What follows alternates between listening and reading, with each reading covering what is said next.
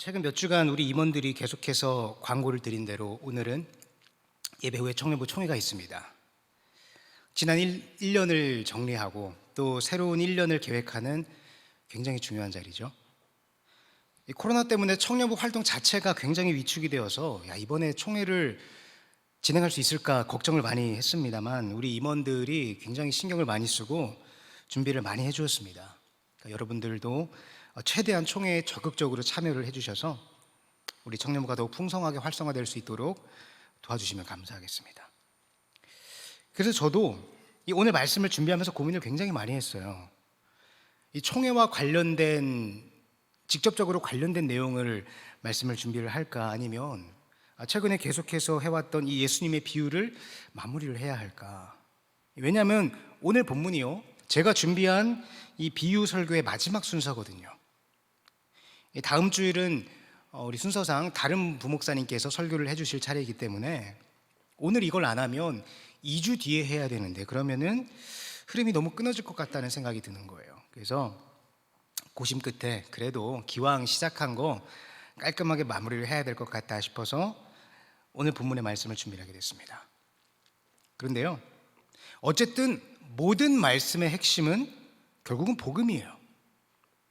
우리 마무리하는 임원들과 또 새로 뽑힐 임원들, 그리고 우리 모든 청년 회원들에게 가장 필요한 그리고 가장 중요한 복음의 말씀이기 때문에 이 복음을 마음에 새기시는 시간이 되기를 주님의 이름으로 축복합니다. 예전에 제가 신학교에서 수업을 들을 때에 한 교수님께서 이런 질문을 던지셨어요. 지금 여러분들의 달력에는 어떤 내용이 적혀 있습니까? 이게 무슨 말인가 하고 들어보니까 이 달력에는요, 지금 내 관심사와 내 삶의 방향성이 적혀 있다는 거예요. 생각해보니까 정말 그런 것 같아요. 지금 한창 연애를 하는 사람의 달력에는 온통 애인과의 스케줄이 적혀 있을 겁니다. 열심히 취업 준비를 하고 있는 사람의 달력에는 그 취업 준비에 관련된 스케줄이 빼곡히 적혀 있을 거예요. 그러니까 그 사람의 현재 달력을 살펴보면 그 사람이 지금 추구하고 있고 지금 관심이 있어 하는 삶의 방향성을 알 수 있다는 거예요. 아, 그렇구나. 상당히 새롭고 흥미로운 접근이었습니다. 지금 여러분들의 달력에는 어떤 내용들이 적혀 있나요? 요즘 어떤 관심사를 가지고 어떠한 삶의 방향성을 가지고 살아가고 계십니까? 말씀대로 오늘은 제가 몇 주간 이어온 이 예수님의 비유 말씀을 마무리하는 시간인데, 제가 개인적으로 이 예수님의 비유 말씀 중에서 가장 중요하다고 생각하는 아주 깊이 있는 본문이에요. 저는 이 비유야말로 예수님의 달력 그 자체라고 생각을 합니다. 예수님의 모든 관심사, 예수님의 모든 이 땅에서의 삶의 방향성이 이 비유 안에 그대로 들어있거든요. 물론 이 비유 역시 이 다른 비유 이야기와 마찬가지로 겉으로 보면 율법적이고 도덕적인 결론으로 끝낼 수도 있고 또 그렇게 끝내도 되긴 해요. 그러나 오늘도 역시 주어를 바꿔서 이 이야기 속에 어떻게 하나님의 나라가 들어있는지를 우리가 함께 나누고자 합니다. 자, 예수님 당시의 제사장, 바리새인, 율법학자, 서기관 등등 당시의 종교 지도자들의 달력에 공통적으로 적혀 있는 내용이 하나 있었습니다. 그것은 바로 구원이었어요. 어떻게 하면 우리가 하나님 앞에 구원받을 수 있을까? 한편으로 보면 우리의 실제적인 삶과는 별로 관련이 없는 뜬구름 같은 소리로 보이기도 하지만 사실 이 질문은 굉장히 중요한 문제입니다. 이 문제가 우리의 모든 삶의 방향성을 결정하거든요. 그리고 또한 이것은 굉장히 어려운 질문이기도 합니다. 왜냐하면 이걸 확인할 방법이 없어요. 내가 구원받았다는 어떠한 물리적인 눈에 보이는 증표가 주어진다면 너무나 좋겠는데 딱히 그런 것이 없기 때문에 과연 내가 구원을 받았을까 하는 이 질문은 기독교 역사에서 끊임없이 이어져 왔다는 겁니다. 그리고 오늘 이 질문이야말로 예수님 당시의 유대인들에게 있어서 가장 큰 관심사였다는 거예요. 그래서 오늘 본문은 이런 관점에서 시작을 합니다. 25절입니다. 어떤 율법교사가 일어나 예수를 시험하여 이르되 선생님, 내가 무엇을 하여야 영생을 얻으리이까? 자, 율법교사의 말을 잘 보세요. 주어가 누구입니까? 자기 자신이에요. 내가 무엇을 해야 영생을 얻을 수 있습니까? 그냥 겉으로 보면 별로 문제가 없어 보이는 질문인데 이것을요 원어 성경을 보면 새로운 뉘앙스를 받게 됩니다. 한글 성경은 얻으리이까라고 표현을 했는데 제가 영어 성경과 헬라어 원어 성경을 둘 다 찾아봤는데 동일하게 상속이라는 단어를 그런 표현을 쓰고 있어요. 그러니까 내가 무엇을 해야 영생을 상속받을 수 있겠습니까? 라는 질문이라는 거예요. 저는 이 차이가 굉장히 크게 다가왔습니다. 상속이 뭡니까? 그냥 얻는 것과 상속받는 것은 굉장히 큰 차이가 있죠. 상속은 내가 뭘 어떻게 해서 받는 게 아니에요. 상속은 내가 뭘 잘해서 대가로 얻어내는 것이 아니라 아들이 아버지에게 당연하게 자연스럽게 넘겨받는 거예요. 우리가 지지난주와 지난주에 2주 동안 누가복음 15장을 통해서 상속법을 함께 살펴봤던 것을 기억하실지 모르겠습니다. 그 집안의 아들로 태어나면 받는 거예요. 그러니까 상속을 받기 위한 조건은 단 하나밖에 없는 겁니다. 아들이 되는 거예요. 그런데 내가 누군가의 아들이 된다는 사건은요, 그 주체가 내가 될 수 없어요. 내가 아버지를 고를 수 있나요? 아니잖아요. 그런데 이 율법교사에게 있어서는요, 이 상속의 개념조차 그 주어가 자신에게 있는 겁니다. 내가 어떻게 하면, 내가 무엇을 하면 하나님의 아들이 될 수 있고 그분의 영생을 상속을 받을 수 있겠습니까? 그래서 예수님께서 물으십니다. 26절입니다. 예수께서 이르시되 율법에 무엇이라 기록되었으며 내가 어떻게 읽느냐? 그러자 율법교사가 대답합니다. 27절입니다. 대답하여 이르되 내 마음을 다하며 목숨을 다하며 힘을 다하며 뜻을 다하여 주 너의 하나님을 사랑하고 또한 내 이웃을 내 자신같이 사랑하라 하였나이다. 자기는 이때까지 율법을 다 지켜왔다는 겁니다. 이 제사법을 필두로 한 율법들을 빠짐없이 지켜왔기 때문에 하나님을 철저하게 사랑해왔고 내 주변에 있는 사람들에게 선행을 베풀면서 이웃도 사랑해왔다는 거예요. 그러자 예수님은 대답하십니다. 내 대답이 옳도다. 만약에요, 이 율법교사가 정말로 순수하게 구원에 대한 갈급함이 있어서 질문을 했던 것이라면 자신이 이때까지 행하고 있었던 정답을 확인하는 것에서 만족을 했을 거예요. 그러나 지금 그 질문의 의도는 예수님을 시험해서 트집을 잡으려는 의도였죠. 그래서 그는 거기에서 멈추지 않고 계속해서 질문을 합니다. 29절입니다. 그 사람이 자기를 옳게 보이려고 예수께 여짜오되 그러면 내 이웃이 누구니까? 그러자 예수님은 선한 사마리아인의 비유를 말씀하신 거예요. 우리가 알고 있는 이 이야기의 결론이 무엇입니까? 도움이 필요한 이웃을 외면하지 말고 적극적으로 도와주자. 너가 이 사마리아 사람처럼 이웃의 어려움을 외면하지 않고 심지어 내가 손해를 볼지라도 그를 도와주며 선행을 베풀면 마침내 너도 복을 받을 거야. 그런데요, 이 결론을 가만히 들여다보면 이건 여전히 율법입니다. 율법이 뭐라 그랬죠? If A then B. 너가 A를 하면 내가 B를 줄게. 주어가 나예요.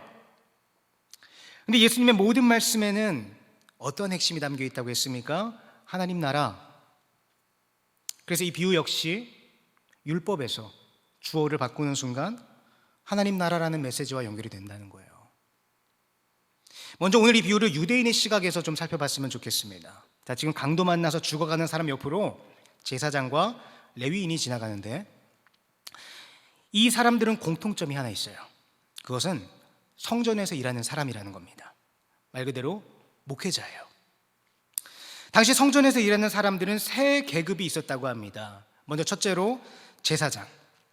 이 제사장은 레위인들 중에서도 특별히 제사를 집례하기 위해서 뽑힌 사람들이죠. 그리고 둘째는 일반 레위인입니다. 레위 지파 자체가 하나님의 일을 하기 위해서 선별된 지파였기 때문에 모든 레위인들은 제사장을 도와서 성전 일을 맡아서 했어요. 그리고 세 번째는 레위인은 아니지만 성전의 여러 잡다한 일들을 도와주었던 각 지파의 평신도들이 있었다고 합니다. 자, 그런데 이 비유의 배경 설정에서 가장 중요한, 정말 중요한 것은 당시 이스라엘의 각 지역에는 이 레위인들이 따로 모여 사는 지역이 있었다는 거예요. 레위 지파는 땅을 분배받지 않았잖아요. 각 12지파에 흩어져서 제사를 섬기는 일을 했기 때문에 그 각 지역에 군데군데에 이 레위인들이 모여 사는 동네가 있었다고 합니다. 그리고 예루살렘 성전을 섬겼던 레위인들은 이 예루살렘 옆에 있는 여리고라는 도시에 함께 모여 살았다고 해요. 그러니까 우리식으로 말하면 예루살렘 교회를 섬기는 목사님들의 사택이 다 여리고에 있는 거예요. 그러니까 많은 제사장과 레위인들이 예루살렘과 여리고를 수시로 계속해서 왔다 갔다 했다는 겁니다. 일반적으로 그들은 2주 간격으로 교대하면서 성전에서 일을 했다고 합니다. 그러니까 2주는 성전에 머물면서 일을 했다가 2주는 여리고에 있는 집에 내려가서 쉬었다는 거예요. 이걸 반복했다는 겁니다. 그리고 오늘 비유의 말씀은요, 이 제사장과 레위인이 예루살렘에서 여리고로 내려가는 상황으로 시작하죠. 그러니까 이 이야기를 듣는 사람들은 곧바로 성전에서 자기 업무를 마치고 교대해서 집으로 내려가는 그런 제사장과 레위인의 모습이 바로 그려졌다는 거예요. 먼저 제사장이 지나갑니다. 어떤 사람이 거의 죽어가고 있어요. 만약에 이 쓰러져 있는 사람이 유대인이라는 것을 알 수 있었다면 아마도 이 제사장은 지체 없이 그를 도와주었을 겁니다. 근데 문제는 이 사람의 신원을 알 수 있는 방법이 없다는 거예요. 당시는 국경이 제대로 있었던 것이 아니기 때문에 여러 민족이 자유롭게 이동을 할 수 있었고, 특히 여리고는 무역이 활발하게 활성화되었던 상업 도시였기 때문에 많은 사람들이 지나다니는 그런 도시였습니다. 그래서 예수님은 지금 일부러 이 사람이 어떤 민족의 사람인지를 안 밝히시는 거예요. 옷은 이미 발가 벗겨져 있었습니다. 의식도 없었어요. 이 사람이 어떤 언어를 사용하는지, 어떤 의상을 입고 있었는지 확인할 수가 없었습니다. 그리고 가장 중요한 것은 이 사람이 언제 죽어버릴지 모른다는 거였어요. 만약에 이 사람을 도와주다가 중간에 죽어버리기라도 한다면 이 제사장은 시체와 접촉을 한 것이 되기 때문에 율법에 의해서 부정을 타게 됩니다. 그럼 일주일 동안 정결 예식을 지내야만 했어요. 그것으로 끝나는 것이 아니라 지금 내가 가지고 있는 모든 봉급들, 열심히 2주 동안 일한 대가로 받은 재물의 11조를 가지고 가고 있는데 내가 지닌 모든 소지품도 함께 부정 타버리기 때문에 다 버려야 되는 거예요. 제사장 의복까지, 이 비싼 의복까지 다 버리게 되는 겁니다. 그리고 만약에 이 사람이 유대인이 아니라면 딱히 내가 도와줘야 될 책임도 없는 거죠.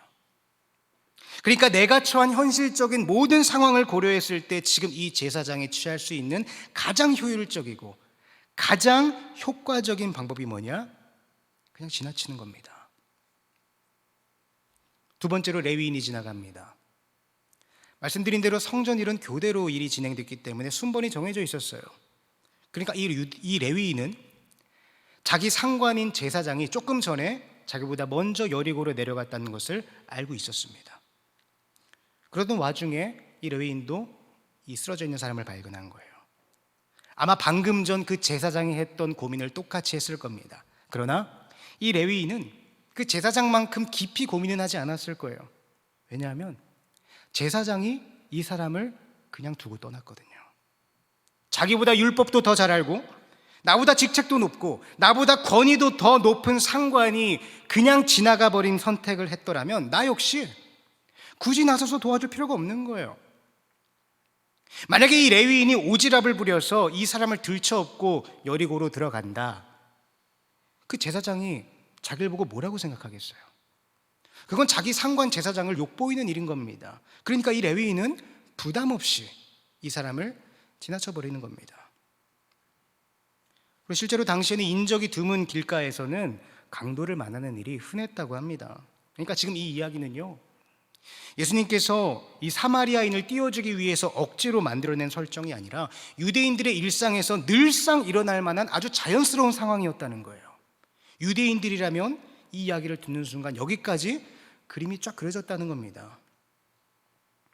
근데 문제는 여기서부터예요. 세 번째 인물이 등장할 때 청중들은 모두 유대인 평신도를 예상했을 겁니다. 아까 말씀드렸듯이 성전에서 일하는 부류는 세 부류가 있으니까. 근데 예수님은 급작스럽게 폭탄을 떨어뜨리시죠. 유대인들이 개처럼 취급하는, 사람 취급도 하지 않는 사마리아인을 등장시켜서 감히 제사장과 레위인이 할 수 없었던 일을 지체 없이 해버리는 거예요. 만약에 설정을 바꿔서 사마리아인이 강도를 만나서 죽어가고 있고 유대인이 그를 도와주는 이야기로 진행이 되었더라면 그것도 굉장히 파격적인 이야기이긴 하지만요, 그래도 우리는 저 개만도 못한 사마리아인을 도와주는 착한 유대인이야 라는 아주 훌륭한 결론으로 끝낼 수도 있었을 겁니다. 그런데 갑자기 주인공으로 등장한 사람이 사마리아인이에요. 여기서부터 유대인들의 모든 상식이 깨지는 겁니다. 한술 더 떠서요, 이 사마리아인은 단순히 응급처치를 해주고 떠나는 것이 아니라 이 사람을 들쳐업고 주막으로 데려갑니다. 아마도 그 주막은 여리고였을 거예요. 예루살렘에서 여리고까지 가는 길에 별다른 마을이 없었다고 하기도 하고, 또 설령 있었다 하더라도 유대인 마을 아닙니까? 감히 사마리아인이 유대인의 마을에 들어간다. 그건 자살행위였던 겁니다. 너무나 놀라운 것은 그 환자를 그냥 주막에 던져놓고 바로 나가는 것이 아니라 돌봐주고 앉아 있는 거예요. 100번 양보해서. 이 사람이 주막에 들어갈 때에는 어두워서 해가 져서 사람들이 못 알아봤다고 칩시다. 근데 그 다음 날은 어떡할 겁니까? 이 사마리아인이 주막에 나와서 유대인 마을을 걸어갈 때에 그 주변에 있는 유대인들이 이 사람을 보면 어떻게 생각을 했겠어요? 바로 돌을 던졌을 겁니다. 그런데 이 사마리아인은 그것을 뻔히 알고 있음에도 불구하고 이 사람을 굳이 데리고 유대인 마을로 들어가는 거예요. 그리고 예수님께서는 청중들에게 이렇게 질문하십니다. 누가 이 강도 만난 자의 이웃이 되겠느냐? 이 율법교사는 이때까지 자신의 인생의 주어가 스스로였기 때문에 내가 뭔가 할 수 있다고 생각을 해왔어요. 그래서 예수님께 질문을 했던 거잖아요. 선생님, 내가 이때까지 내 힘으로 하나님을 사랑해왔고 내 힘으로 이웃을 사랑해왔습니다. 그렇다면 내가 더 사랑해야 할 내 이웃이 누구입니까? 누구인지만 알려주면 내가 가서 그 사람을 사랑하고 영생의 조건을 충족시키겠습니다. 나는 얼마든지 내 힘으로 할 수 있어요. 내 이웃이 누구입니까? 여기가 가장 중요한 포인트입니다. 예수님은요, 누가 내 이웃입니까? 라고 묻는 율법교사에게 누가 이 강도 만난 자의 이웃이냐고 되물으시는 거예요. 다시 말씀드립니다. 누가 내 이웃입니까? 라고 묻는 율법교사에게 누가 이 강도 맞는 사람의 이웃이냐라고 되물으신다는 거예요. 이게 무슨 의미입니까? 너가 바로 강도 만난 자라는 겁니다.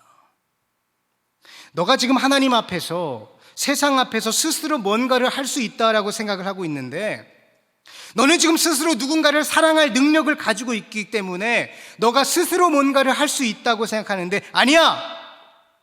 너는 하나님 앞에서 아무것도 내놓을 수 없는 그저 강도 만나서 죽어가고 있는 사람일 뿐이야.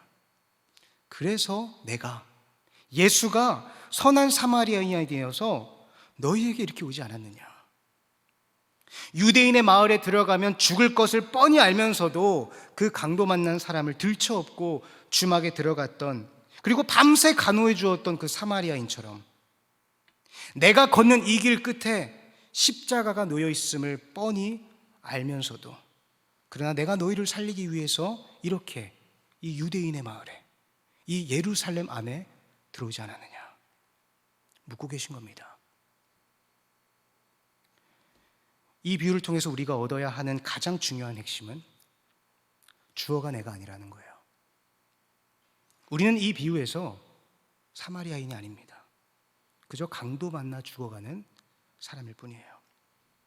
이 비유의 주어는 철저하게 예수님입니다. 물론 우리는 이 비유를 통해서 선한 사마리아인처럼 우리 주변의 이웃을 도와야 한다는 결론도 물론 얻어야 돼요. 그런데 이건 당연한 거잖아요. 이건 굳이 이렇게 긴 비유를 사용하지 않더라도 그냥 유치원에서 다 배우는 거 아닙니까? 그런 당연한 것을 굳이 다 큰 성인들에게, 그것도 누구보다 그런 행위를 기계적으로 반복해왔던 유대인들에게 그런 말씀을 하시려고 십자가까지 지셨겠습니까? 아닙니다. 우리는 이 비유를 통해서 이 세상에 의해 강도 만나 죽어가고 있는 나를 살리기 위해 십자가를 지러 이 땅에 내려오신 예수 그리스도를 발견해야 되는 것이에요. 자신이 해를 당할 것을 뻔히 알면서도 굳이 유대인의 마을에 들어갔던 그 사마리아인처럼 나를 살리기 위해 하늘 보좌를 버리고 이 땅에 내려와 굳이 십자가를 지셨던 그 예수님 말입니다. 그리고 예수님께서는 말씀하십니다. 누가복음 10장 37절 하반절입니다. 예수께서 이르시되 가서 너도 이와 같이 하라 하시니라. 이것이 바로 우리의 모든 행위의 원천인 거예요. 예수님께서 나를 먼저 살리셨기 때문에 우리는 나아갈 수 있는 겁니다. 예수님께서 나를 먼저 살리셨기 때문에 내가 남을 도울 수 있는 거예요. 예수님께서 나를 먼저 살리셨기 때문에 내가 이 신앙의 길을 걸어갈 수 있는 겁니다. 그러나 이러한 자각 없이 여전히 내가 주어가 되어 있다면 우리의 모든 신앙의 행위는 그냥 하나의 율법으로 끝나는 겁니다. 그러나 주님께서 나를 살리셨다는 이 사실을 깨닫고 반응하는 것이 바로 예배요, 봉사요, 헌신인 거예요. 여러분, 우리의 예배와 봉사는 절대로 제사가 되면 안 됩니다. 율법이 되면 안 돼요. 율법이 되는 순간 우리의 모든 신앙은 죽어버립니다. 원래 율법의 핵심은 사랑이었어요. 그런데 그 율법을 누구보다 잘 지키는 제사장은 죽어가는 사람을 피해가 버리잖아요. 율법은 그런 겁니다. 우리의 삶의 모든 중심에는 복음이 세워져야 합니다. 사랑하는 청년 여러분, 이 세상에서 누구보다 율법을 치열하게 지켰던 사도 바울은 예수님을 만난 이후 빌립보서를 통해서 이렇게 고백하고 있습니다. 빌립보서 1장 6절입니다. 너희 안에서 착한 일을 시작하신 이가 그리스도 예수의 날까지 이루실 줄을 우리는 확신하노라. 여러분 안에 착한 일을 행하신 그분께서 주어가 되셔서 여러분들을 끝까지 이루어 가신다는 거예요. 우리는 우리 인생의 주어를 그분께 맡기고 나에게 다가오시는 그분의 손길을 받아내는 겁니다. 누가 강도 만난 자의 이웃이냐? 이것이 우리를 향해서 말씀하시는 선한 사마리아인의 결론입니다. 주어는 내가 아니라 하나님입니다. 이제 예배 후에 진행되는 총회에서 내년에 청년부를 섬겨줄 임원들을 선출하게 됩니다. 선거를 하는 회원분들은 진심으로 겸손하게 진지하게 총회에 임해 주시고, 또 새로 선출되는 임원들은 이 사마리아인이 강도 만난 자에게 먼저 사랑을 베풀어 주었던 것처럼 그렇게 우리에게 부어주시는 그 예수님의 사랑과 은혜로 그 자리를 감당해 나가셨으면 좋겠어요. 우리 그렇게 함께 손잡고 우리 청년부를 일구어 나아가는 우리 모두가 되기를 주님의 이름으로 축복합니다.